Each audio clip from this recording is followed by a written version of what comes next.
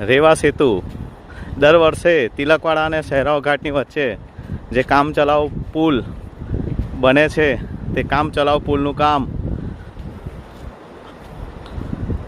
આટલું થઈ ગયું છે અને લાગે છે કે 19 તારીખ સુધીમાં તો બધું કમ્પ્લીટ થઈ જશે.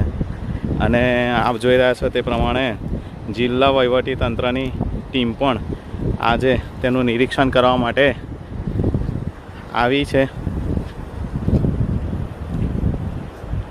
નમામિ દેવી નર્મદે ઉત્તર વાહિની નર્મદા પરિક્રમા 19મી માર્ચથી 17 એપ્રિલ સુધી ચાલવાની છે, જેમાં આપ જોઈ રહ્યા છો તે પ્રમાણે કામ ચલાઉ પુલ રેવા સેતુ બ્રિજનું કામ પૂરજોશમાં ચાલી રહ્યું છે. અને અત્યારના જ આ દ્રશ્ય છે.